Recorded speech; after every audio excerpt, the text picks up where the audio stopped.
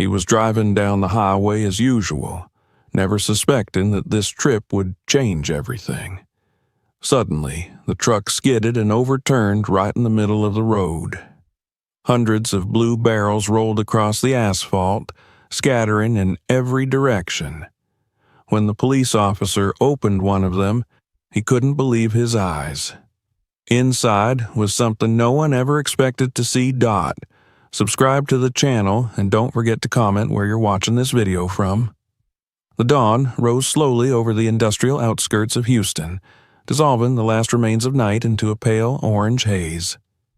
The air was still, heavy with the scent of oil, warm asphalt, and damp dust that clung to the rows of warehouses stretching toward the horizon. In the parking lot behind a faded logistics terminal, a single truck idled quietly, its diesel engine humming with a steady rhythm, the exhaust forming lazy spirals that disappeared into the sky. Behind the wheel sat Michael Hayes, a man of 43, his face marked by the fine lines of long roads and sleepless nights. His eyes, a shade of tired gray, carried the calm of someone who had seen too many miles to be surprised by anything new. Michael had been a truck driver for over 2 decades, long enough to know that routine could become both a comfort and a prison. He had once loved the open road, the way the headlights carved their path through darkness, the endless music of tires humming over the interstate. But now, each trip blurred into the next. He lived between destinations, never quite belonging anywhere. His apartment, a small place above a laundromat on the city's east side, was more a storage unit for his belongings than a home. The road was what he understood. The rest of life had become too unpredictable.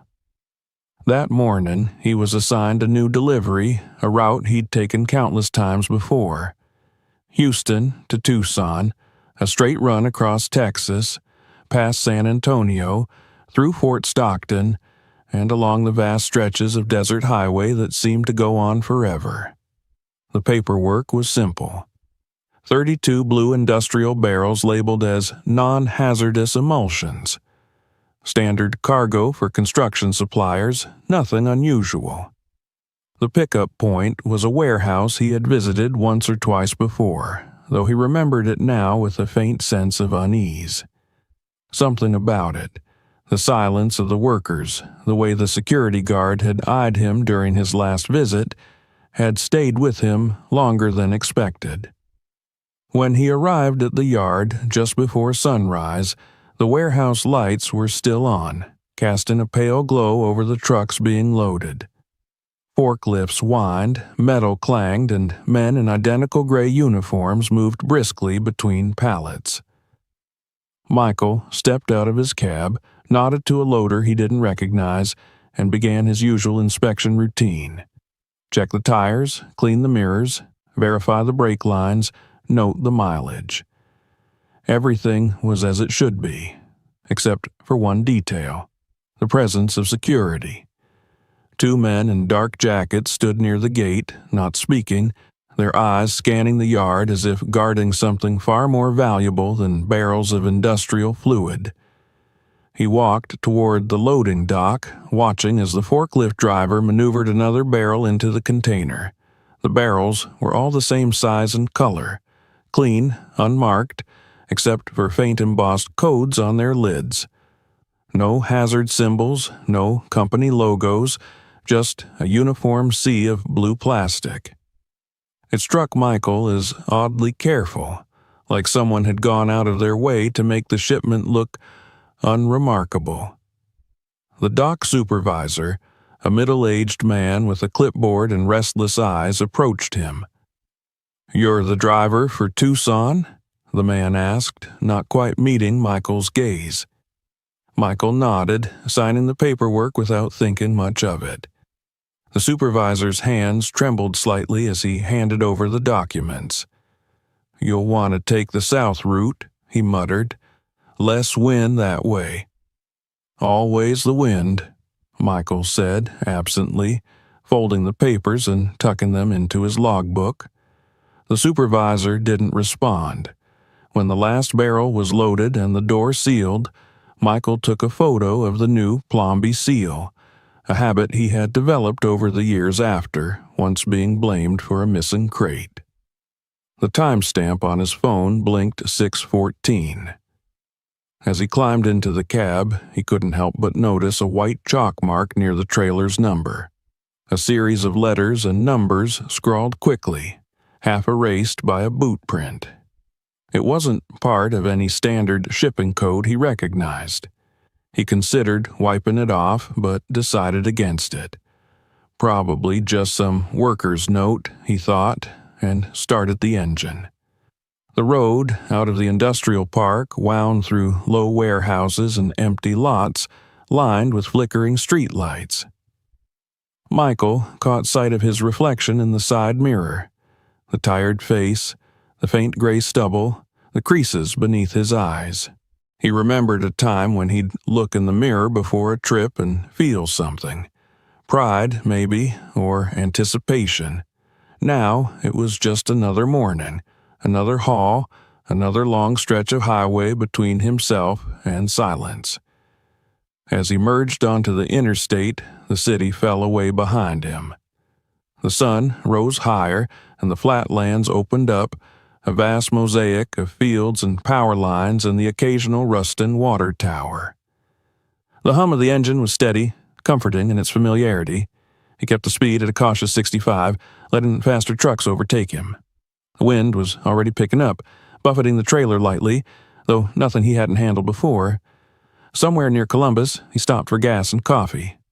The convenience store was half empty, a sleepy place with old country music playing from a dusty radio. The cashier, a young man with tattoos down his arms, barely looked up as Michael paid. On his way out, another driver, a colleague from a different company, called out his name. "Hayes, you still running for Darlon Freight?" Michael turned. It was Bobby Kearns, someone he'd known for years, the kind of man who always had a story to tell. "Yeah," Michael said. "Why?" Bobby frowned. "Heard something weird. A buddy of mine went by that same warehouse last week. Said it looked more like a military site than a supplier yard. Extra guards, no signage. He got turned away for asking the wrong questions." Michael shrugged it off with a faint smile. "As long as the check clears, I don't ask questions." But even as he said it, a small discomfort lodged itself in his mind. He got back into his truck and looked again at the paperwork. The forms were precise. Typed names, digital stamps, everything official. But one line caught his attention. The product description was vague. Non-hazardous liquid compound, code 47B. Usually, such codes referred to manufacturer specifications, but there was no company name beside it. He thought briefly of calling dispatch to double-check, then dismissed the idea. Too much hassle. The afternoon sun was glaring when he reached the open desert highway past San Antonio. Heat shimmered on the horizon, and the road stretched endlessly forward. There was a strange peace in it, the kind that only solitude could bring. Michael turned on his radio, flipping through channels until he found a weather report warning of strong crosswinds west of Ozona. He noted it silently, adjusted his grip on the wheel, and carried on. Hours passed. The scenery shifted from scrubland to low hills dotted with mesquite trees, then back again to flat desert. The monotony lulled his mind, drawing him into that familiar rhythm of thought where the world outside faded into background noise. He thought of his daughter in Dallas, whom he hadn't seen in months, of the mountain bills, of the feeling that life was quietly slipping away, mile by mile. The truck was his only constant, his moving cocoon of noise and solitude. As the light began to fade, the wind grew stronger. The trailer rocked slightly, groaning as gusts struck its broadside. Michael tightened his grip on the wheel and slowed down, remembering the supervisor's words that morning. Take the south route. Less wind that way. He was already too far along to change course now. At dusk, he pulled over near a rest stop just east of Fort Stockton. The sun was a burning disk sinking behind the mesas, the sky turning from orange to violet. He checked the seals again out of habit, still intact, undisturbed. The barrels inside were silent, their presence almost ominous now that he thought about them. He had hauled hundreds of kinds of cargo in his life, machines, chemicals, food supplies, but something about this load felt different. It was too secretive, too neatly packaged, too heavily guarded for what it claimed to be. He leaned against the truck and lit a cigarette, watching the horizon darken. The wind whistled low across the asphalt, carrying with it the dry scent of dust and sage.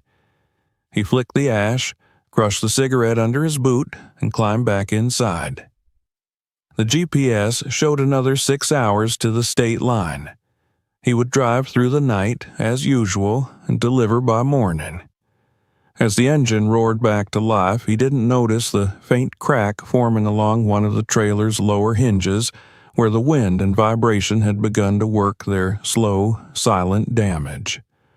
Nor did he see the first loose strap on the rear section, shifting slightly with every mile. The darkness ahead seemed endless, but comforting in its familiarity. He settled into his seat, eyes steady on the twin beams of light cutting through the night, unaware that somewhere down this same stretch of highway, the calm routine of his life was already beginning to unravel.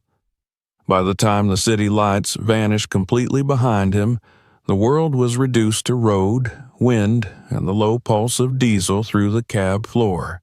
The highway stretched forward, indifferent and infinite, and Michael Hayes drove into it, unaware that by the next sunrise, the very cargo he carried would bring him face to face with a truth that would shatter everything he thought he knew about safety, honesty, and the quiet predictability of his long, lonely road. The road ahead had long dissolved into a ribbon of darkness, glimmering under the beams of Michael's headlights as if stretching infinitely into nowhere. The hum of the tires was steady, hypnotic, a low mechanical lullaby that blurred the distinction between wakefulness and fatigue. Beyond the windshield lay the boundless Texas night, cold and immense, where the desert wind whispered through dry grass and the occasional tumbleweed scuttled across the asphalt like some restless ghost. The dashboard lights painted his hands in pale green, and every so often a gust of wind pressed against the trailer, sending a subtle vibration through the steering wheel. Michael had driven through hundreds of nights like this one. There was something almost sacred about these hours, the solitude, the silence, the illusion of control within an indifferent world. Yet tonight, that feeling of peace was brittle. The wind was stronger than usual, pushing against the sides of the truck, making the mirrors tremble slightly. The memory of the supervisor's uneasy face and the strange chalk mark on the trailer wouldn't leave his mind. He tried to drown it in the rhythm of the engine, focusing on the constancy of the road. He checked the mirrors again. No cars behind him for miles. Only his own red taillights flickered faintly against the void. The radio crackled with static before fading into a weak country song about open highways and lost time. Michael smiled faintly, a bitter smile more than anything else, and adjusted his seat. The night seemed to press closer now, heavier somehow, as if the desert itself were holding its breath. He reached for his thermos and took a sip of lukewarm coffee, grimacing at the bitter taste. The caffeine helped only a little. Fatigue was creeping in around the edges of his focus. He rolled down the window slightly, letting in a rush of cold air that smelled of dust and dry sage. It bit at his face, keeping him alert. The stars above were sharp and bright, the kind of stars you only saw far from cities, scattered across the sky like shards of ice. As he approached a long stretch of open plain, the wind grew erratic. Gusts hit the trailer at irregular intervals, making the steering wheel twitch in his grip. He slowed slightly, keeping both hands firm on the wheel. Every seasoned driver knew how deceptively strong desert winds could be, how they could shift a fully loaded trailer with the same ease as if it were a sheet of tin. He'd seen overturned trucks before, scattered like broken toys along embankments, their cargo spilled across the ground. He'd always assumed those drivers had been careless. Now, with the wind hissing around him, he wasn't so sure. The landscape on either side was invisible except for the occasional shape of a mesquite bush or a sloping rise of sand. The moon hung low, half covered by drifting clouds, casting uneven patches of light across the road. For miles, he drove without seeing another vehicle. The isolation was total. Then, somewhere far ahead, two pinpricks of light appeared, the headlights of an approaching car. He kept his eyes on them as they grew larger, until they flashed past in a blur of motion, gone as quickly as they came. The sudden contrast of light and darkness left his vision swimming for a moment.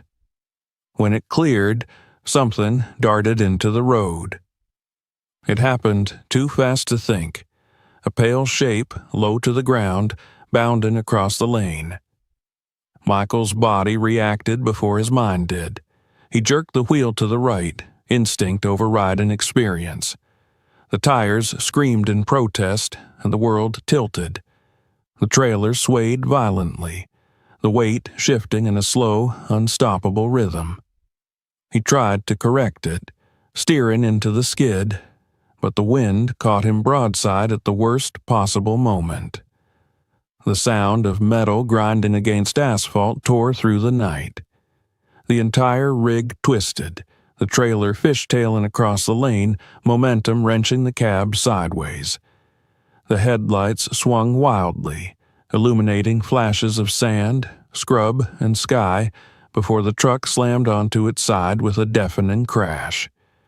Everything became noise and motion, the shriek of tearing steel, the hiss of air brakes, the cascade of shattered glass. Then silence. For a few seconds, Michael couldn't move. The world seemed to hum faintly around him as if underwater. His breath came in ragged bursts, the air thick with the stench of diesel and burnt rubber. He blinked hard, trying to focus. The cab was tilted at an angle, the windshield spiderwebbed with cracks. The dashboard lights flickered weakly. His seatbelt had locked tight, pressing into his shoulder, but he was alive. That realization came slowly, as if from far away. Alive. He released the belt with trembling fingers and tried to push open the door. It resisted for a moment, then gave way with a groan of metal. Cold air rushed in, carrying with it the smell of dust and chemical fumes. He crawled out, boots scraping against the tilted side of the cab, and stumbled onto the road. The truck lay sprawled across both lanes, a massive steel carcass under the pale moonlight. For a long moment, he just stood there, breathing hard, looking at the wreck. His headlights still burned, casting long skewed shadows across the asphalt. In the dim light, he could see the gash torn along the side of the trailer where the impact had ripped through the metal. The cargo, those neat, identical blue barrels, had spilled onto the road and down the slope of the embankment. Dozens of them rolling slowly or lying cracked open, their contents glistening faintly. Michael staggered toward them, disoriented but driven by the instinct to assess the damage. The barrels were everywhere, some dented, some whole, a few split open completely. A thick, Oily liquid seeped across the pavement, reflecting the light in uneven patches. The smell was strange. Not the sharp bite of fuel or oil, but something subtler, chemical, almost sweet. He crouched beside one of the ruptured barrels, peering inside. The liquid shimmered faintly, with what looked like small sealed packets floating within it. He frowned, confused. Industrial emulsions didn't come packaged like that. He straightened up, wiping his hands on his jeans, trying to make sense of it. Somewhere behind him, the sound of approaching engines echoed faintly across the night. He turned and saw headlights. 2 cars, slowing as they neared the wreck. Relief washed over him for a brief second. Help was coming. The first vehicle, an old pickup, pulled to the shoulder, and a man jumped out, shouting to ask if he was all right. Michael nodded numbly, his mind still half lost in shock. The man ran back to his truck, grabbed a flashlight, and began scanning the scene. "You're lucky," the stranger muttered. "That's one hell of a crash." Within minutes, more cars appeared, forming a line along the road. Someone called 911. Red and blue lights flickered in the distance, growing closer. Michael sat down on the edge of the asphalt, his hands trembling. The adrenaline was wearing off now, replaced by hollow exhaustion. He looked at the spilled barrels again, their blue surfaces gleaming under the rotating lights of the arriving patrol car. Something about them felt wrong, profoundly wrong, though he couldn't yet explain why. The paramedics reached him first. A young woman in a reflective jacket knelt beside him, shining a small light into his eyes, checking his pulse. "No fractures," she murmured to her partner. "He's in shock, but stable." They wrapped a blanket around his shoulders, their voices calm and practiced. He barely heard them. His gaze kept drifting toward the wreck, toward the barrels lying like silent sentinels across the highway. The police officer in charge began directing traffic, setting up flares and cones. Another officer walked toward Michael, asking for his license and delivery papers. He handed them over automatically, watching as the man examined the forms under the beam of his flashlight.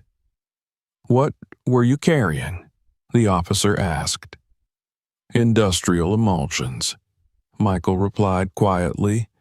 "Construction materials." The officer's expression didn't change, but his eyes lingered on the scattered barrels. "Looks like quite a mess," he said. "We'll get this cleaned up." He turned away, motioning for another patrol car to block the far lane. As the flashing lights painted the scene in pulses of red and blue, Michael felt the strangeness of the moment deepen. The barrels gleamed like sentient things, their contents catching the light in strange, shifting reflections. A few had rolled far down the embankment, one resting half submerged in a shallow ditch where the oily liquid mingled with mud.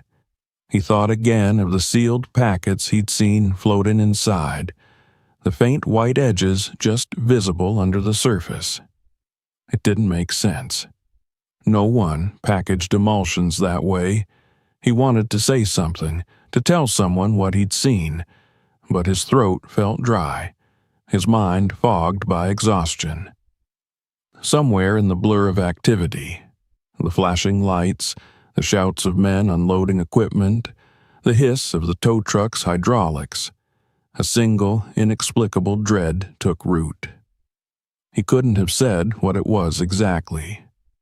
Perhaps it was the smell, faintly chemical and wrong, or the way the paramedics had instinctively stepped back from the leaking barrels, as if not wanting to get too close. He looked up at the sky. The stars had disappeared behind a bank of clouds. The wind had shifted again, carrying the scent of rain. Across the desert plain, the horizon was silent and endless, indifferent to what had just happened. By the time the clock struck past midnight, the scene was fully illuminated by floodlights from the tow trucks. The road shimmered faintly with the slickness of spilled fluid, and the barrels had been gathered into a rough cluster for inspection. Michael sat in the open door of an ambulance, watching numbly as the police began to photograph the wreck. The air was heavy with diesel fumes and the murmur of radios. He told himself it had been an accident, nothing more, nothing less. He'd overcorrected, the wind had caught him, and luck had spared his life. Yet, deep down, he couldn't shake the feeling that the accident had revealed something that was never meant to be seen. The wind that had overturned his truck felt almost like a force of fate, prying open a secret he didn't yet understand. When the paramedic finally told him he was free to leave after giving his statement, he looked back one last time at the rows of blue barrels glistening under artificial light. They seemed almost to glow, eerie and out of place against the dark road. Somewhere behind them, a faint glimmer caught his eye, the reflection of a flashlight over a torn label, half hidden by spilled liquid. He didn't know then that this would be the image that would haunt him for years, the cold shimmer of blue plastic under the desert moon, the quiet hum of distant engines, and the faint, impossible certainty that what lay inside those barrels was something no driver was ever meant to carry across an American highway. The world had become a blur of flashing lights and motionless shadows by the time the paramedics left him sitting on the cold edge of the asphalt, wrapped in a blanket that smelled faintly of antiseptic. His hands were still shaking, though less from the chill and more from the shock that had not yet worn off. The roar of engines, the sharp crackle of radios, and the distant murmur of voices mixed into a single low hum that filled the night air.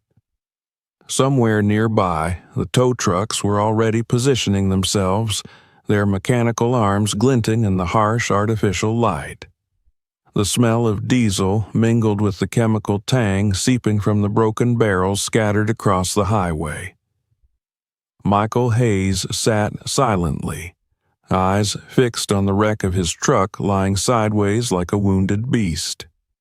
The headlights had gone out, leaving the twisted metal half illuminated by the floodlights the police had set up. From where he sat, he could see the blue barrels lying in disarray, some dented, others cracked, a few leaking a viscous fluid that spread slowly along the asphalt, forming dark puddles. The color of the liquid shifted oddly under the light, a dull sheen that didn't look like oil or paint. He rubbed his temples, feeling the pulse of a headache beginning behind his eyes. He had survived worse accidents in his younger years, but this one felt different. There was something too deliberate about it, too strange. Every detail, the wind, the sudden animal, the way the trailer had tipped, felt like pieces of a larger pattern he couldn't quite see. He told himself it was just fatigue and shock, yet deep inside, an instinct told him that what lay in those barrels was not what his paperwork claimed. He stood up slowly, ignoring the paramedic's warning to stay seated, and walked toward the edge of the scene where the barrels were clustered. A young officer stepped into his path, lifting a hand. "Sir, please stay behind the line. We're assessing hazardous materials." Michael nodded, though he barely heard the words. His attention was fixed on one particular barrel lying on its side, its lid torn loose. A slick of liquid had pooled around it, reflecting the lights like an oil stain. But within that liquid, he thought he saw shapes, small, rectangular outlines floating just beneath the surface.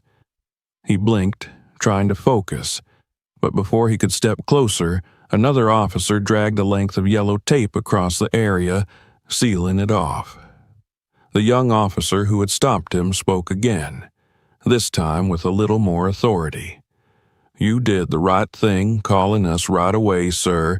Just stay clear, all right? We've got specialists coming."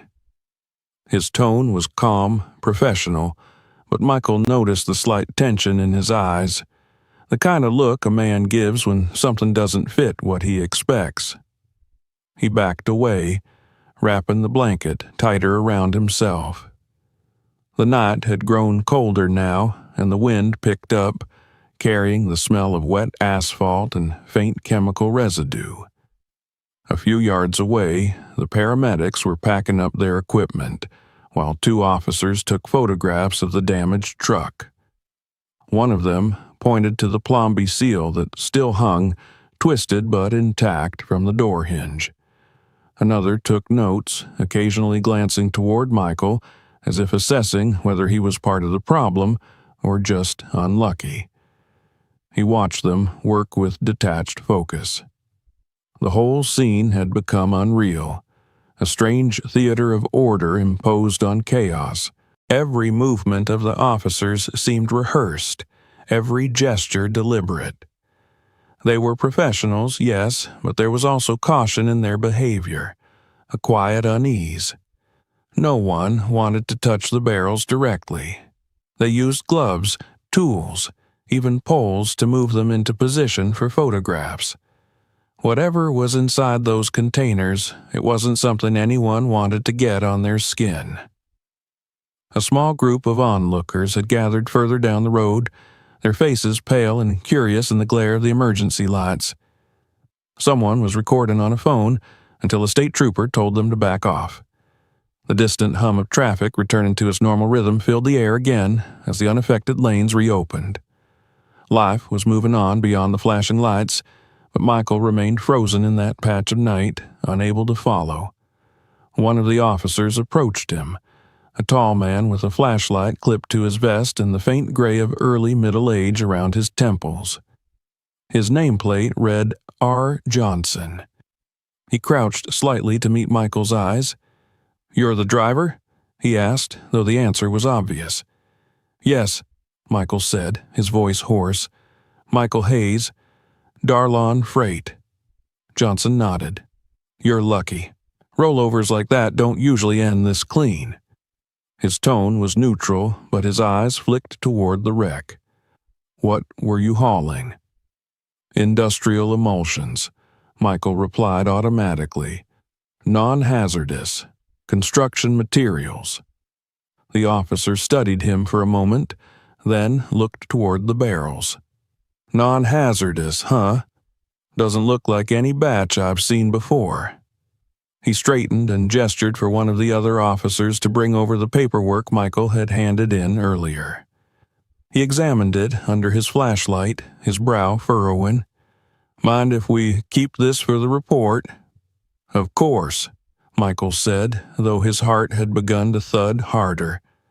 Johnson's tone remained professional, but there was something probing in his next question. "You pick this load up yourself?"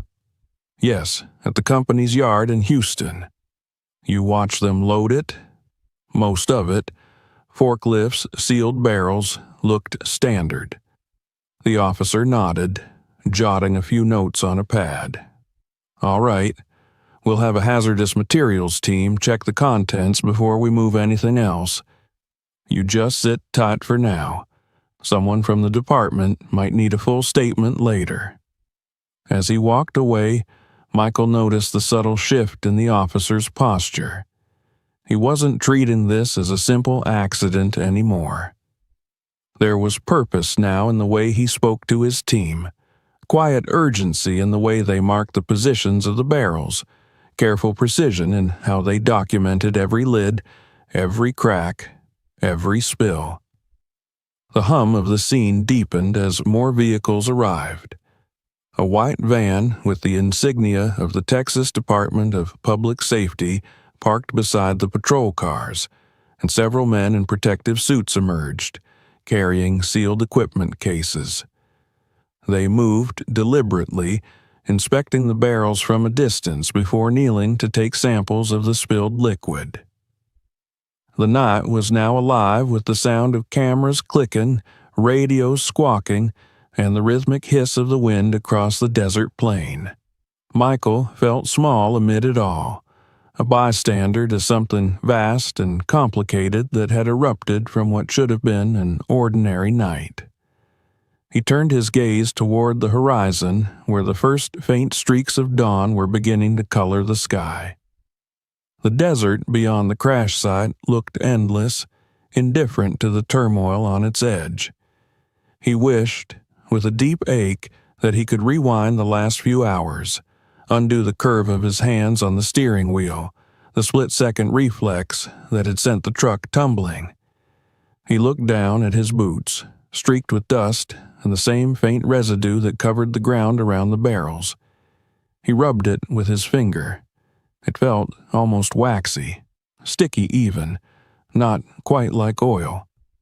He wiped it on the blanket, uneasy. When the first rays of light finally touched the wreck, the scene changed subtly. The blue of the barrels looked brighter now, almost luminous. The spilled fluid caught the sunlight in a way that made it shimmer unnaturally. One of the specialists bent over a cracked container and called for his supervisor. The tone of his voice was tight, surprised.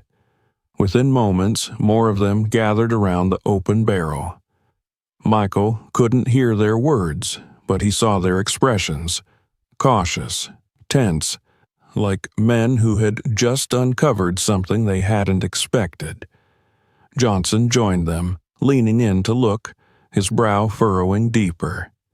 Then he straightened abruptly and gave a quiet order to one of his team.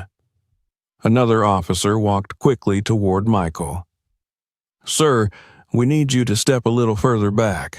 Just precautionary." Michael obeyed, moving behind the new line of tape they stretched across the area. He glanced again at Johnson, who was now on his radio, speaking in a low tone. A few words carried on the wind. "Notify DEA, confirm contents, secure perimeter." Those words hit Michael like a physical blow. DEA, drug enforcement. He stared at the barrels, his mind struggling to process the implication. That couldn't be right. It didn't make sense. He was just a driver. He had done everything by the book, every procedure, every inspection. But deep down, a hollow realization began to take shape. Those sealed packets he had glimpsed weren't some part of a chemical mix. They were something far more deliberate, something hidden. The rest of the morning passed in fragments. A team of federal agents arrived, their presence quiet but commanding. They spoke briefly with Johnson, then began photographing every barrel, every spill, every mark on the road. Samples were sealed, tagged, and placed into evidence containers. One of the agents knelt beside the cracked barrel Michael had seen first and carefully lifted out a sealed white package coated in clear residue. It was about the size of a brick, its corners sharp, its surface smooth beneath the plastic. The agent held it up for his superior, who examined it for only a moment before nodding grimly. From that point, everything changed.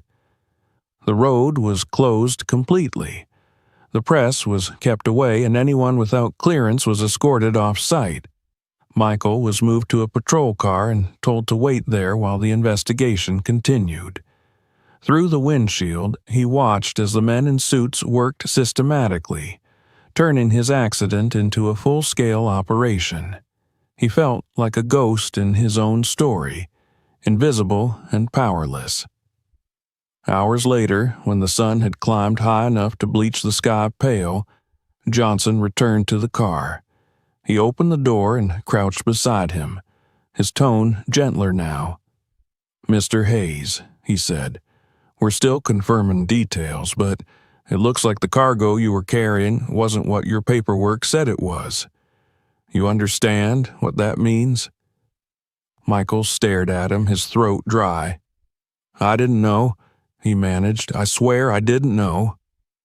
"I believe you," Johnson said quietly, "but we'll need a full statement. This is now a federal case. You're a witness, not a suspect, at least for now. But you're going to have to stay available." Michael nodded, though his thoughts were a storm. A simple delivery, a routine drive, and now he was sitting beside a crime scene worth millions, surrounded by men who spoke in code and wore gloves to handle what had once been his cargo. When they finally let him stand again, the wreck was already being loaded onto a flatbed. The barrels were gone, sealed in unmarked containers. Only the stain on the road remained, a dark patch shimmering faintly under the midday sun. He looked at it one last time before turning away, the weight of everything pressing against his chest. He didn't know it yet, but that morning marked the dividing line in his life, the end of his quiet, uneventful existence on the road, and the beginning of something far larger and far darker than he could have ever imagined.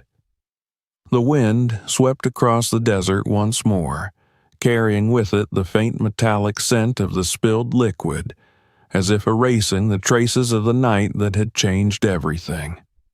By the time the morning sun had climbed high enough to wash the desert in pale gold, the crash site had already transformed into something far more than an accident scene.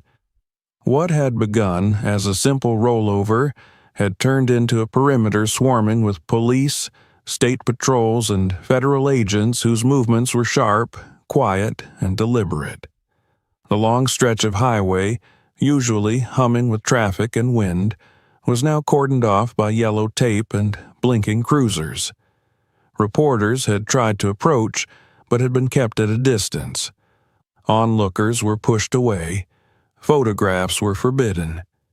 And in the midst of all that contained chaos, Michael Hayes sat beside an emergency vehicle, silent, still, his thoughts circling the same truth he could not yet face, that he had been carrying something meant never to be discovered. He felt like a man detached from himself, as though his body remained sitting on the hard bench while his mind wandered somewhere far beyond the desert horizon. The paramedics had long since cleared him, though one of them had offered a quiet warning not to drive for a day or two. His body ached where the seatbelt had caught him, but pain wasn't what preoccupied him. It was the strange, expanding realization that everything around him had changed the instant those barrels cracked open. Nothing about his life, his job, his routine, his quiet anonymity felt certain anymore. He noticed a new arrival then. A dark SUV rolled up behind the barricade, and a tall man stepped out, adjusting the brim of his hat against the glare. He moved with the calm confidence of someone accustomed to walking into scenes like this and taking charge.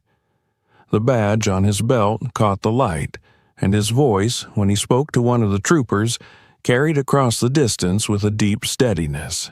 That was the first time Michael saw Officer Ray Johnson, the man who, without intending it, would come to define the next chapter of his life. Johnson walked with purpose, but without hurry. There was no panic in his stride, only measured curiosity. He approached the wreck slowly, his eyes scanning everything: the skid marks, the position of the barrels, the damaged trailer, the faint stains on the asphalt. He was the kind of man who saw details others missed. His uniform bore the light dust of travel, suggesting he had been called in from elsewhere. When he reached the line of tape, he paused, surveyed the scene, then motioned for one of the officers to meet him. They exchanged a few words, brief, precise, before he crossed into the secured area. Michael watched him move among the barrels, crouching beside one, touching the rim of another with a gloved hand, his expression unreadable. The younger officers followed him with a quiet respect. Even from a distance, Michael could tell that this man carried authority not from rank alone, but from experience. He had seen enough of life's hidden corners to recognize when something wasn't as it appeared. When Johnson finally approached him, the sound of his boots on gravel was steady, unhurried. He stopped a few feet away, studying Michael for a long moment before speaking. His eyes were dark, intelligent, and calm, the kind that didn't rush to judgment. "Mr. Hayes, I'm Officer Ray Johnson, State Police," he said evenly. "You're the driver of this rig?" "Yes," Michael answered, his voice rough. "You're lucky to be alive," Johnson continued, glancing briefly toward the overturned truck. "Most rollovers like that end badly. You remember what caused it?" Michael hesitated. "An animal. Came out of nowhere. I tried to avoid it, lost control." Johnson nodded once, as if filing the information away. "It happens. Roads like these, open plains, animals cross all the time." He let the words hang for a second before continuing. "We're still assessing your cargo. You said earlier it was non-hazardous material." "That's what my paperwork said," Michael replied. Johnson's gaze drifted toward the line of blue barrels glinting under the sun. "Well, something about that cargo doesn't sit right. The labels are wrong, too vague, and those barrels don't match any standard shipping registry for construction emulsions." He turned back to Michael. "You noticed anything unusual when you picked it up?" Michael thought of the security guards, the silence of the workers, the chalk mark on the trailer. He almost mentioned it, then stopped himself. "Nothing that stood out," he said after a pause. "It looked like any other load." The officer studied him for a moment longer, then seemed to accept the answer. "All right. We'll handle it from here. You did the right thing calling it in right away." He gave a small nod before walking back toward the wreck. From where he sat, Michael could see Johnson methodically directing his team. He didn't bark orders, he spoke quietly, efficiently, and people moved. He marked off sections of the site, repositioned floodlights, and had a team photograph every barrel from multiple angles. When a technician handed him a torn scrap of label, Johnson examined it with the careful patience of a man who knew that truth was always hidden in small things. Then he crouched again, brushing his fingers lightly over the residue that stained the asphalt. The gesture was almost instinctive, like an old habit formed from years of observation.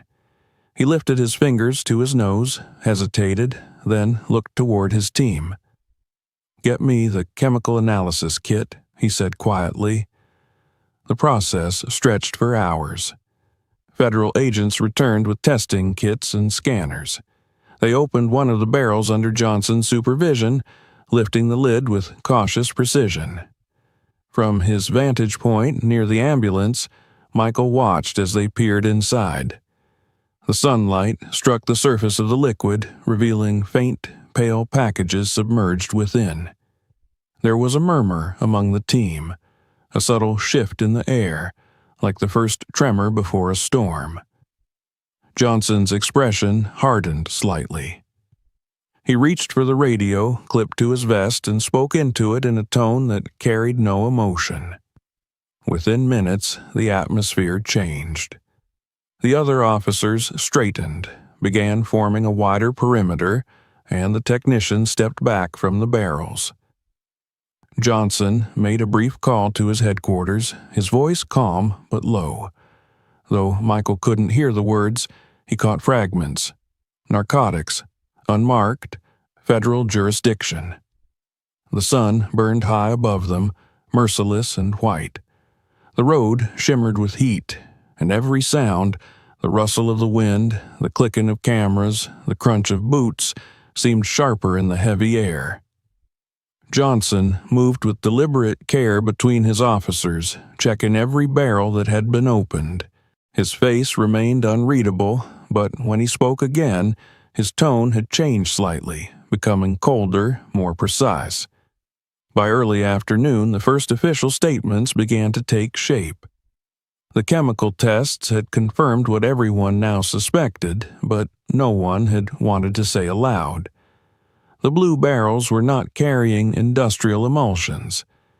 They contained liquid mixed with tightly wrapped packages, bricks of narcotics disguised within the fluid, concealed so cleverly that only the accident had exposed them. Michael watched it all unfold, like someone watching another man's life collapse in slow motion. Every step the officers took, every photograph they snapped, every word they spoke seemed to distance him further from the world he had known. He was questioned again, this time by a different group, state investigators who treated him kindly but carefully, as if he were a fragile witness to something dangerous. When Johnson returned to him, his tone was softer than before, but carried the weight of what they had learned. "Mr. Hayes, I need you to understand something," he said. "You're not in trouble. Everything we've seen so far suggests you had no idea what you were carrying. But this," he gestured toward the barrels, "is serious. You've stumbled into something much larger than you or me." Michael could only nod. "How much?" he asked, his voice barely a whisper. Johnson hesitated. "Enough to fund a small army," he said finally. "This isn't a small-time operation. Whoever put that cargo together knew exactly what they were doing." As evening settled again over the desert, the lights of the investigation still burned bright. The highway remained closed, and the air was filled with the steady drone of generators. Michael sat on the hood of a patrol car drinking water from a plastic bottle one of the officers had given him. His reflection shimmered faintly in the glass of the nearby truck window. A tired man, older somehow than he had been yesterday. He could see Johnson a few yards away speaking to a federal agent. There was something about the officer's composure that gave him an odd comfort. Amid the confusion, Johnson was the only constant, a man who treated the situation not with panic but with purpose. When their eyes met across the scene, Johnson gave him a brief nod, the kind that said without words, "You're safe now." It was a simple gesture, but it anchored Michael in the whirlwind of uncertainty. The night deepened, and the wind began to rise again, carrying sand across the highway. The site was still alive with movement, but now it was controlled, almost quiet. The wrecked truck had been towed away, leaving only dark stains on the pavement and the fading smell of diesel and chemicals. Johnson walked over one last time before leaving. "We'll get in touch tomorrow," he said. "There'll be more questions, but for now get some rest if you can. You've had a long night." Michael nodded, his voice too tired for words. As Johnson's silhouette disappeared into the glare of the floodlights, Michael felt a strange mix of gratitude and fear. He didn't know what lay ahead, but he knew one thing for certain. This man, this calm, dark-eyed officer, had walked into his life at the exact moment it was falling apart. Somewhere, deep inside, a quiet voice told him that their paths were far from finished crossing. The desert wind howled through the empty stretch of highway as the last trucks pulled away, leaving behind only a silence that felt heavier than the noise. Michael remained seated for a long time after everyone else had gone, staring at the distant horizon where day bled into night. He didn't yet understand that the calm, methodical figure of Officer Ray Johnson would soon become not just the man who solved the mystery, but the bridge between his old life and the new, uncertain world that waited beyond this accident. A world where truth was hidden in barrels, and justice had to be fought for one piece of evidence at a time. The morning that followed was bright and unfeeling, as if the desert sun had no interest in what had happened during the long hours of the previous night. By 9 o'clock, the heat had already begun to rise in shimmering waves off the blacktop, casting mirage-like illusions across the damaged stretch of highway. The wreckage was gone now. Michael's overturned truck had been hauled away before sunrise, and the blue barrels that had once spilled across the asphalt like scattered bones had been sealed into armored transport containers. Yet the scene still bore the scars of the discovery. Faint outlines of fluid stains, the scorched rubber marks from locked brakes, and the deep grooves left by the trailer as it had slid and rolled. Yellow tape fluttered lazily in the wind, a fragile boundary between the ordinary world and the place where a massive secret had been exposed by chance. Michael sat beneath a canvas shade erected by the authorities, not out of comfort, but to keep witnesses from baking under the relentless sun. He hadn't slept. Every time he closed his eyes, he saw the barrels cracking open again, saw the viscous liquid spilling out, and those white packages slowly surfacing like submerged evidence. His body ached in places he hadn't noticed the night before, but his thoughts were elsewhere. The events had detached him from time, and all that remained now was the slow, suffocating weight of waiting, for answers, for explanations, for someone to tell him what his role in all of this really meant. Ray Johnson had arrived again just after sunrise. He was still wearing the same uniform, now dusted with the faint red tint of the desert, but his posture had not faltered. He greeted his team with nods and concise words, then moved immediately to a makeshift command table set up near the shoulder of the highway. There, he was joined by 2 agents from the DEA, both in plain clothes, but with badges clipped to their belts, and that same unreadable look of men accustomed to uncovering ugly truths. Michael watched them from a distance, reading their movements, noting how the agents leaned in when Johnson spoke and how they occasionally glanced over at him, their expressions neither hostile nor warm. He was a question mark to them, a variable that needed definition. They didn't know whether he was a clueless pawn or a participant in something larger. Michael didn't know how to feel about that. He wanted to shout that he was innocent, that he'd only done what every trucker does, deliver what he was told, trust the manifest, move from A to B without asking questions. But he also knew that this time it wasn't going to be that simple. One of the agents finally approached him with a laptop and a folder. His name was Clark, thin, older, professional in that way that suggested he'd seen both hardened criminals and frightened civilians and rarely confused one for the other. He didn't sit down. Instead, he stood over Michael and opened the folder, letting the edge of a glossy photo catch the sun. It was an image of one of the white packages retrieved from the barrel, its surface slick with residue, its corners marked with faint stamps, symbols that looked like parts of old cargo codes, familiar to those who knew what to look for. "We've run tests on 6 of the packages so far," Clark said. "Each one contains a different composition, but the purity is the same. 78 to 80% pure cocaine.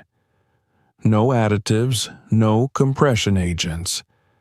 This isn't street grade. This is cartel-level inventory smuggled through what we believe was an industrial cover operation."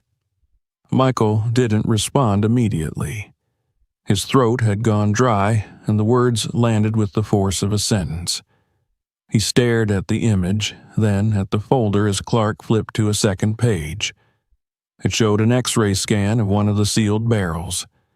The packages were packed within the liquid, floating just beneath the surface in carefully layered formation. Clark closed the folder, then finally sat across from him. "Mr. Hayes, your paperwork states that you picked up a shipment of construction emulsions from a warehouse in East Houston. But here's what we've confirmed so far. That warehouse doesn't belong to the company listed in your delivery documents. The lease is under a shell corporation that's changed names 3 times in the past 6 months. None of the listed owners are real, and the last 2 registered drivers who hauled similar shipments out of there have since disappeared off record. One filed a police report 2 weeks ago for suspected surveillance. The other hasn't been heard from since May." Michael stared at him. "I don't know anything about that. I swear to you, I didn't know what was in that cargo." Clark nodded without expression. "That's what Officer Johnson believes, and so far we don't have any evidence suggesting otherwise. But you were in the middle of a smuggling operation large enough to be part of a transnational pipeline. Do you understand what that means? That amount of product, if it had made it to its destination, would have funded months, maybe years of operations. The street value of what we found in your truck exceeds $28 million. Michael's breath caught. He had heard of seizures that big on the news, watched them being discussed in headlines, read about them in trucker forums as cautionary tales. But to be sitting at the center of one, unknowingly, left him hollowed out with disbelief. "What happens now?" he asked finally, voice low. Clark leaned forward, folding his hands. "Now we trace everything. Your route, your GPS logs, your refueling stops. We re-examine every call made from your dispatcher's phone, every surveillance camera near that warehouse. And we watch to see who tries to clean up the mess you exposed. Because make no mistake, Mr. Hayes, someone out there just lost a lot of money. They're going to want to know what went wrong. And they're going to start asking questions." Michael felt a chill run through him that had nothing to do with the wind. Clark stood and motioned for one of the officers to take over. As he walked away, Johnson approached again, carrying a tablet and a bottle of water, which he handed silently to Michael before sitting on the low bench beside him. "I've seen a lot of things in my time," Johnson said after a pause. "But this is something different. These people are smart. They build fronts with care. They piggyback on legitimate infrastructure. They use regular routes, real companies, and people like you because no one would question it." Michael shook his head slowly. "I should have known something was wrong. The guards, the way they loaded the truck, the paperwork, it didn't feel right." Johnson gave a faint smile, more of an acknowledgement than amusement. "You'd be surprised how many people notice things and keep driving. Most of them don't end up here. But that doesn't mean they're safe." They sat in silence for a while, watching the technicians catalog the last of the physical evidence. Every barrel had been accounted for, sealed, photographed, and hauled into evidence trucks bound for state facilities. The paperwork alone would take days. The real investigation was only beginning. Johnson turned the tablet toward him, showing satellite images of the warehouse compound in Houston. "We think they use this facility as a central node. The pattern matches. Outgoing shipments every 3 days, no inbound logs, no public-facing contact information. If you hadn't crashed that truck, they would have kept running it until something worse happened. You interrupted a pipeline, Michael, whether you meant to or not." Michael didn't feel heroic. He felt violated, used. The truck had been his livelihood, the road his quiet way of surviving the world. Now it had become a weapon in someone else's scheme, and he had been holding the trigger without knowing. "We'll be coordinating with the feds from here on," Johnson continued. "This isn't just about your cargo anymore. It's about the network that put it there. Someone signed that manifest. Someone loaded that trailer. Someone made sure that whatever system flagged random inspections skipped over your route. That takes money, access, and very careful planning." Michael looked up. "Am I in danger?" Johnson met his gaze. "Right now, probably not, but we're not going to take any chances. We'll assign you protection until we finish the initial sweep. You'll be listed as a protected witness for now." The words sank in slowly. Protected witness. The phrase conjured images of hidden motels, anonymous phone numbers, lives uprooted, and identities erased. "I didn't ask for this," he muttered. "No one ever does," Johnson replied. As the last container truck pulled away and the command post began to wind down, Michael was escorted to a plain state vehicle. He turned back once, taking a final look at the stretch of road where the wreck had occurred. There was nothing left now but the heat rising from the pavement and the memory of barrels that should never have been there. He climbed into the car without another word, the door shutting behind him with a dull finality. Johnson spoke briefly with the driver, then stepped away. As the vehicle pulled out onto the highway, Michael looked at him through the rear window. The officer stood alone in the sun, arms crossed, watching the road like it still held secrets. And somewhere, deep inside, Michael knew that it did. The motel they placed him in was the kind of place where the carpets felt sticky even when they looked clean, where the lamps flickered for a second before holding their glow, and where the silence was so complete it made Michael uneasy. It was located just outside of El Paso, far enough from the crash site to avoid unwanted attention, but close enough that the agents could reach him within an hour. Michael had spent his first night there lying on a stiff mattress, staring at the ceiling with its faint water stains and spider-webbed cracks, trying to piece together how his life had veered so drastically off course. The day after the crash had been consumed by procedures. He had given his official statement to both state and federal authorities, once at the command post, once again at a regional facility. They asked everything, from what he had eaten the morning of the pickup to whether he'd noticed anyone following him on the road. They logged every detail he could remember, the security guards at the warehouse, the faded chalk mark on the trailer, the odd silences during loading, even the way the supervisor hadn't met his eyes when handing him the paperwork. Johnson had been present through much of it, leaning quietly against the wall, listening more than speaking. It was only later, when the formal questioning ended, that he gave Michael a quiet nod of approval and told him he'd done the right thing. That nod, brief as it was, lingered in Michael's mind more than anything the agents had said, but rest didn't come. Sleep remained elusive, hovering behind the curtain of adrenaline and unease that now clung to him. He kept thinking about the blue barrels, their cold plastic sides, the faint shimmer of the concealed bricks beneath the oily surface. He remembered how he'd checked the seals before leaving the yard in Houston, how everything had appeared intact and official. He had taken photos of the Plomby, logged the route in his GPS, followed every protocol. Yet, despite all of that, he had become the courier of one of the largest narcotics hauls in the state's history.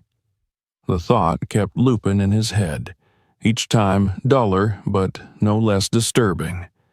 He had been a moving piece on someone else's board. 2 days after the crash, Johnson arrived unannounced at the motel. He wore plain clothes this time: dark jeans, a pale shirt, and a jacket that concealed his badge. He looked less like a state officer and more like someone who didn't want to be noticed. Michael opened the door without a word and stepped back to let him in. The small room smelled of old air conditioning and cheap soap, but Johnson didn't seem to mind. He sat in the chair near the window, glanced briefly at the closed blinds, then turned to Michael. "Something's moving," he said. "We've got pressure coming down the line. Your company, Darlin Freight, is under a federal audit. The Houston yard you picked up from was scrubbed clean 24 hours after the accident. Cameras were either wiped or shut off, logs missing, staff gone. It was a ghost town by the time we served the first warrant." Michael leaned against the dresser, arms crossed. "So they knew we found it?" Johnson nodded. "Or they expected we would. What matters now is who gave the order, and that's where you come in again." Michael blinked slowly. "I told them everything I know." "I believe you," Johnson said. "But you don't just get a load like that by accident. Someone had to schedule it. Someone at your dispatch had to assign it. Someone falsified the documents. And I need you to help me find out who." Michael let out a slow breath. "They won't tell me anything. Not now." "They don't have to," Johnson said.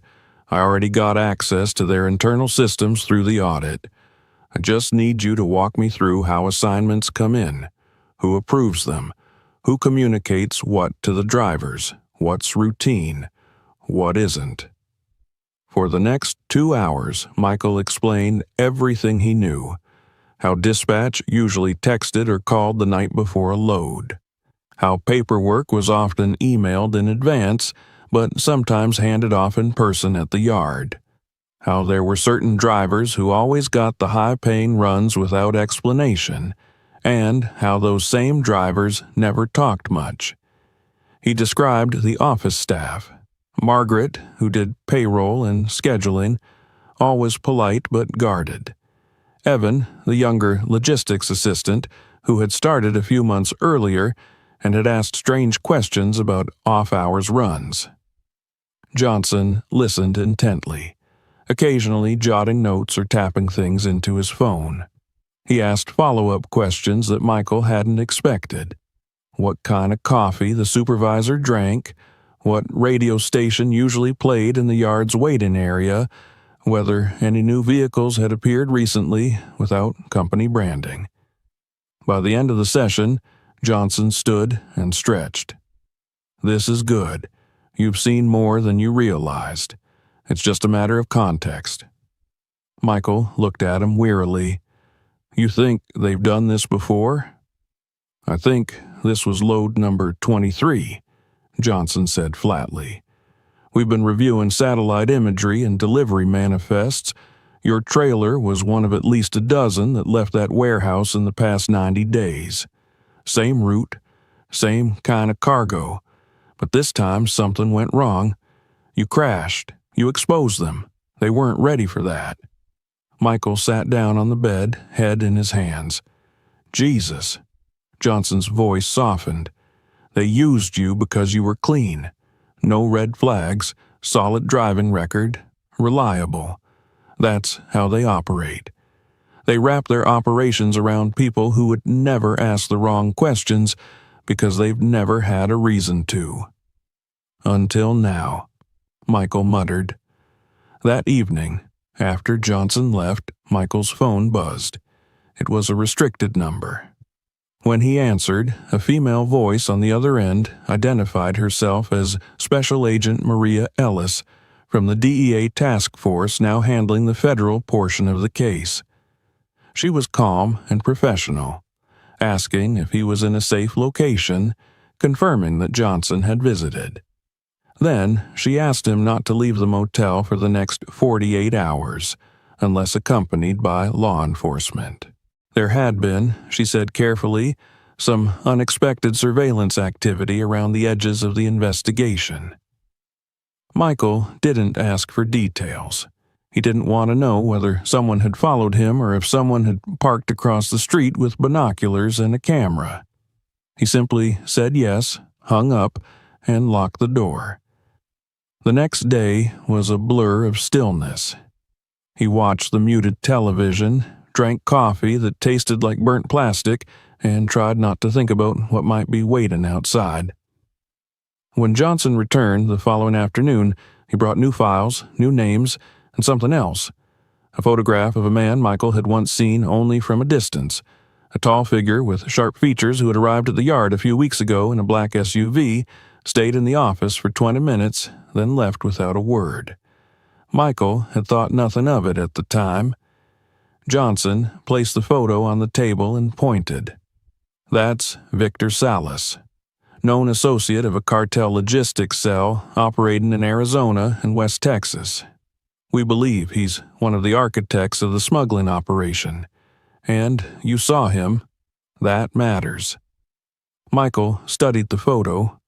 It felt strange to see the face again, now outlined in ink, tagged with federal classification codes, but the recognition was immediate. He didn't talk to anyone. He didn't need to. He's the kind who watches, supervises, makes sure the system runs without interruption. And now it's interrupted. Johnson nodded, which means he'll be looking for new ways to reestablish the route. Or he'll be trying to find out who caused the disruption. That's why we're moving forward fast. Later that night, Johnson gave him an update. Federal teams had traced payments to a shell company operating out of Mexico City, with wiring activity that linked it to more than a dozen accounts across the southern U.S. Each account was tied to a different logistics contractor, each one with a nearly spotless record. They were building a new network, one designed to mimic legitimate commerce so closely that even customs officials had a hard time telling the difference. But now, thanks to a crash on a Texas highway, a single thread had begun to unravel the whole web. Michael couldn't sleep again that night. He sat at the small motel desk with the window half open, listening to the hum of insects and the faint rumble of trucks on the distant highway. Every time an engine passed, he felt his shoulders tense. He had been a trucker for 2 decades, and now every passing rig sounded like a threat. He thought about calling his daughter just to hear a normal voice, but decided against it. Johnson had advised against using personal lines for the time being. Too risky. Instead, he wrote a message in a notebook he had found in the motel drawer, a letter he didn't plan to send, but one that helped ground his thoughts. He wrote about the road, about the barrels, about the silence that followed the crash. He wrote about Johnson, about how a stranger had become the only thing holding the chaos together.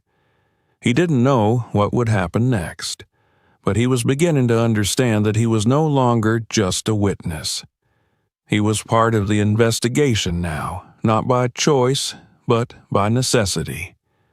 Outside, the desert wind picked up again, whispering against the window glass, reminding him that things were still moving, still watching, still waiting. The investigation stretched over weeks, each day layering itself upon the last, building a structure of procedure, surveillance, and quiet anxiety that Michael Hayes could neither escape nor fully comprehend. His world had shrunk to a motel room outside El Paso, a space measured in a bed, a desk, and the small window overlooking the endless stretch of desert. He watched the horizon every morning, noting how the sunlight shifted across the barren terrain, marking the passage of days that were otherwise indistinguishable from one another. The highway beyond, the same road where his truck had overturned, carried the hum of distant engines, each vehicle a reminder that life continued beyond the bounds of his forced isolation. Yet, he remained trapped within this invisible perimeter, tethered by the investigation and the need for protection. Federal agents came and went with a rhythm that seemed inexorably tied to the heartbeat of the operation. Johnson remained a constant presence, moving between briefings, satellite imagery, phone calls, and Michael's room with an efficiency that belied the magnitude of the case. Johnson explained the unfolding situation in pieces that slowly painted a vast and complex picture. The network they had uncovered was sophisticated, a web of shell companies, falsified documents, coded communications, and legitimate-looking transport schedules that had, until the accident, allowed enormous quantities of narcotics to move across state lines undetected. Michael had carried one load of a dozen blue barrels, but it was merely one node in a system that spanned Texas and Arizona, and potentially farther south into Mexico. The scale of it left him reeling. He had thought of himself as a simple driver moving goods, not as a piece in an international scheme that had likely been operating for months, if not years. The authorities had quickly pieced together the financial trail. Bank accounts under the names of shell companies were linked to small logistics contractors, payments made in a pattern designed to avoid detection. Each transfer appeared innocuous, a routine business expense on paper, yet the cumulative effect revealed the enormous sums involved. Johnson had Michael walk him through the details of Darlin Freight's operations, tracing routes, stopovers, and refueling points, noting which individuals had access to which shipments. Michael's intimate knowledge of the workflow became a map that the federal task force used to cross-check against the financial and logistical data they had compiled. The simplest observations, how long a driver typically spent at a rest stop, the rotation of shifts at the warehouse, the details of logbook entries, turned out to be vital pieces of a puzzle that could otherwise have remained invisible. One afternoon, Johnson brought Michael outside for a meeting. They stood at the edge of the desert, the highway stretching east and west like a ribbon of silver in the sun, flanked by cacti and sagebrush. Johnson had a folder in his hands, thick with printouts and satellite images. "Look at this," he said, pointing to an overhead photo of the warehouse compound. The aerial shot revealed patterns invisible from the ground. Parcels stacked in a particular order, vehicles arriving and leaving at consistent intervals, and the precise placement of security cameras. Johnson explained how analysts had identified 23 shipments like Michael's in the past 90 days, each following a slightly different route but using the same method to mask the contents. The final shipment, the one Michael had delivered, had been the weakest link. The accident had exposed the operation in a way that no internal audit or routine inspection ever could. Michael absorbed it quietly, his mind oscillating between disbelief and the gnawing understanding that his life had been irrevocably altered.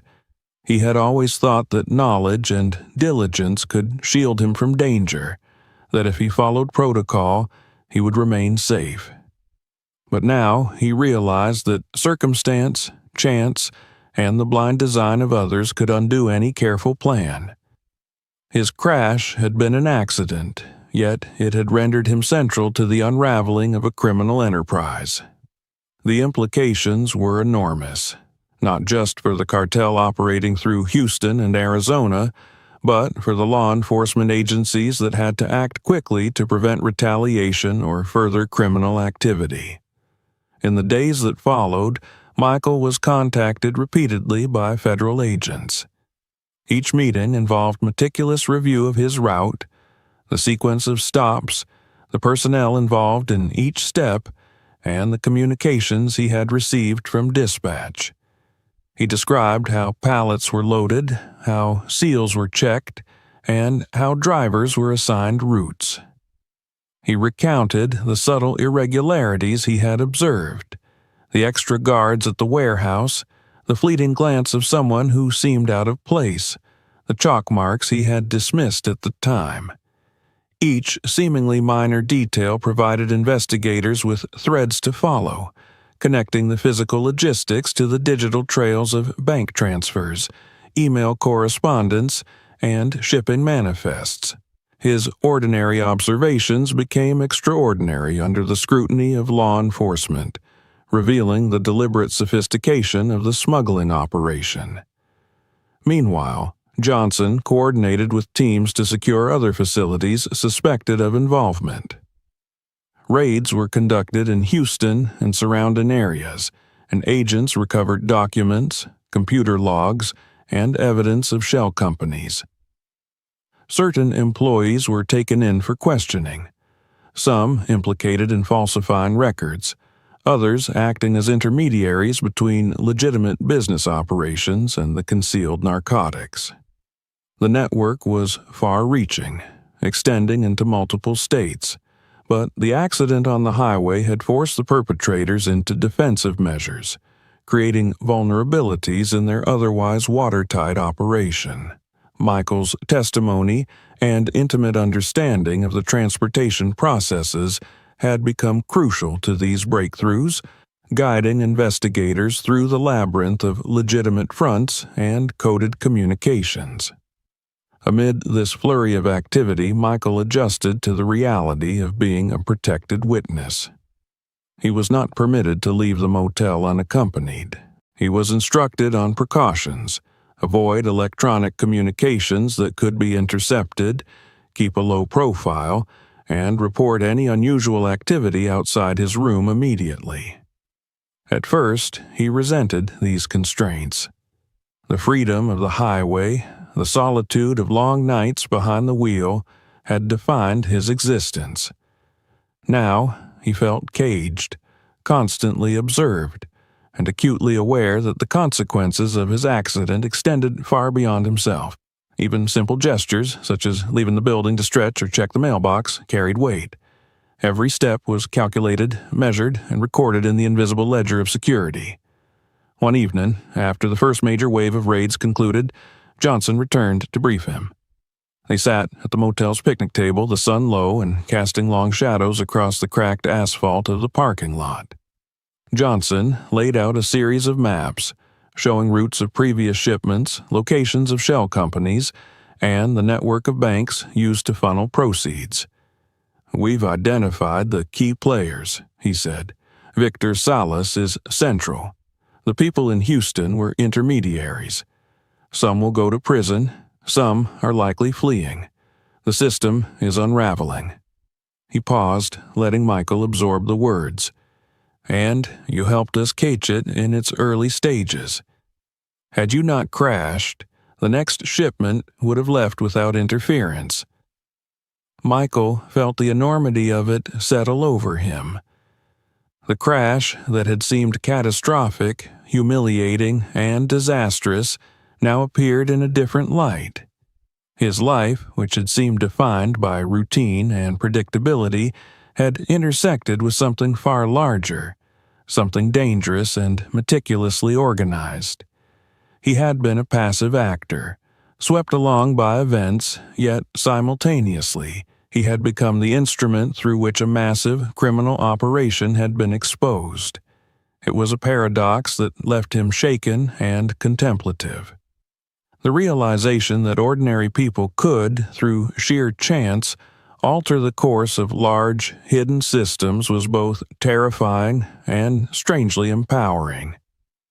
In the following days, Michael was allowed to return briefly to familiar surroundings, though never for long. The protection detail remained, a silent presence that shadowed him whenever he left the motel. Each outing was orchestrated to minimize risk. Johnson maintained contact with him, not only to ensure his safety, but also to continue gathering insights. Every detail of the operation, from the way trucks were assigned to the methods of communication between couriers and handlers, required verification. Michael found himself recalling minutiae he had never considered important. The shape of the pallets, the routine of the forklift operators, the subtle irregularities in the seals applied to the barrels.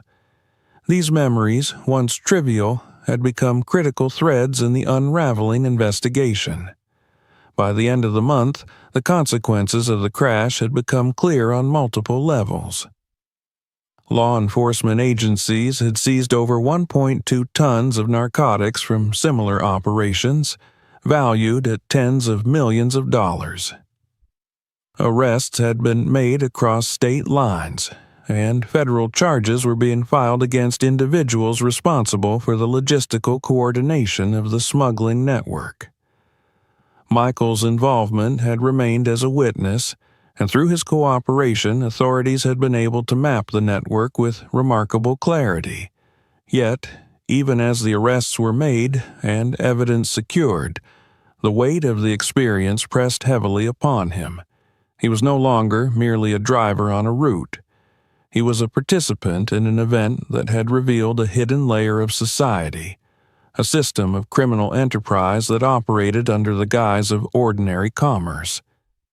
His ordinary life had been irrevocably altered by forces outside his control. In the quiet hours of the evening, Michael often sat by the motel window, looking at the long stretch of highway that now seemed both familiar and alien.